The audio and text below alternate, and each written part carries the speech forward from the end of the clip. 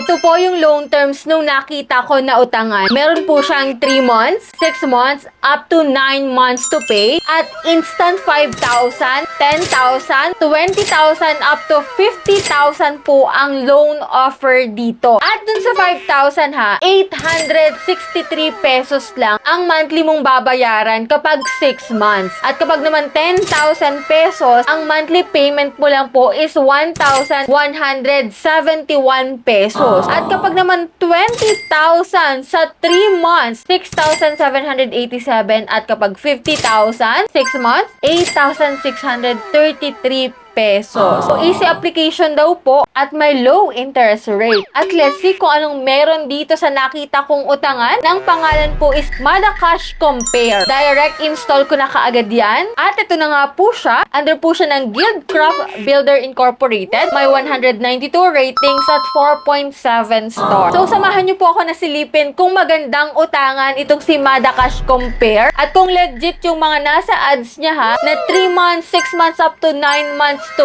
pay at monthly talaga ang payment dito. Kaya kung gusto mo na mga ganitong video para hindi ka mahuli, just click the subscribe button, turn on the notification bell, and be updated sa aking mga latest upload. At ito na naman tayo guys, panibagong araw, panibagong loan application ng pag-uusapan, which is si Mada Cash Compare nga po. At ito po yung mga nasa ads niya, no? Kung mapapansin mo talaga, parang hindi siya utangan. Pero let's see, silipin natin. Kasi may mga ibang loan application na ganyan rin talaga. Loan calculator, pero utangan pala. So, itong si Mada Cash po is nakita ko po sa IG at direct ko talaga siyang in-install doon. Kaya kung may nakikita kayo sa Facebook, YouTube, wag muna nyong i-install. Wag muna kayo mag-a-apply. Manood muna ng review para at least hindi masayang yung oras nyo pag fill up ng form at hindi makollect yung inyong personal details. At ito na nga guys, no, in-install ko po itong si Mada Cash Compare. Ayan, dito guys, if ever na first timer ka, 2,000 po ang pinakang mababang mauutang mo up to 50,000 pesos. So, ang loan term niya nga daw po is 120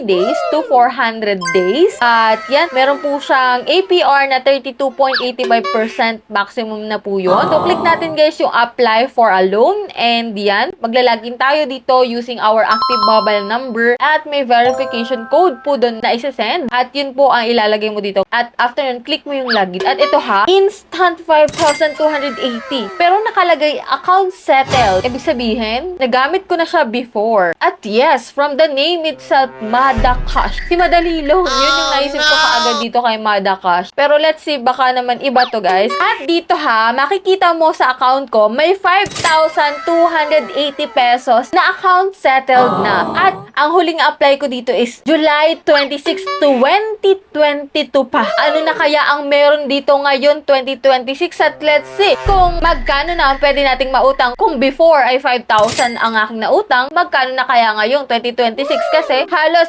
4 na taon na pala ang nakakalipas, guys. So, kinilig ko po yung apply now and yan, reviewing ko. Please wait for a moment. At yan, instant 9,000 pesos po ang offer niya sa akin. Yes, 9,000 pesos po ha. At dito, ang first repayment plan ko po is sa June 11, 2026 ng 10,764 pesos. So, pumapatak guys na 28 days to pay pala itong si Mada Cash. Kasi nakalagay dito loan term is 28 days plus 130 days. Biruin mo, instant 9,000 pesos po. Pero ang total repayment po is 10,764 pesos. Pero wait, eto ha, amount to receive na lang pala natin doon sa 9,000 pesos is 7,120 pesos. So ano-ano yung mga binawa? Service fee is 900 pesos, management fee is 900 pesos, and transfer fee is 80 pesos. Ito po yung before na account ko kay Mada Cash Compare na at knowing na may account pala ako dito which is si Madali Cash ngayon na iisip ko dito guys. So nag-iba na pala siya ng pangalan. Nag-try po ako na mag-login ng different number, different account. Yan, nag-sign up po ulit ako. Yan, using different account. Then, yan, nag-fill up ako ng panibago guys ng basic information ko kasi last 2022 siguro single name pa yung gamit ko nun guys. So ngayon, ang gagamitin ko naman is married name ko na. So yan guys, in-add contact ko po dito 3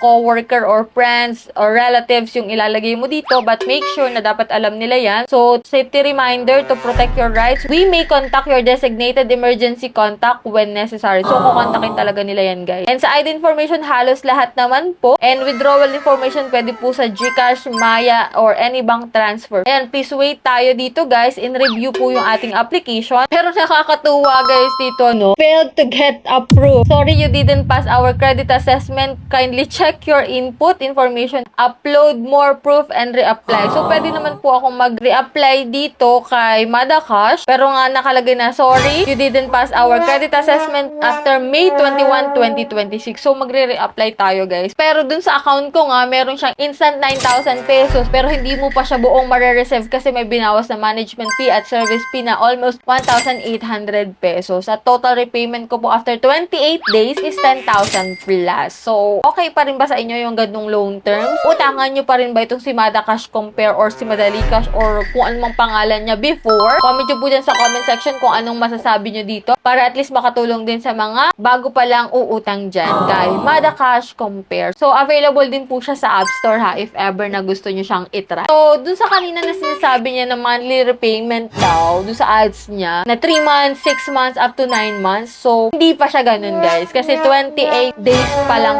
po siya. Kaya, huwag kayong papasilaw kaagad sa mga ads na nakikita nyo na, ops, maganda, looks promising. Huwag muna. Unless talagang may nag-review na ganun talaga siya kaganda, guys.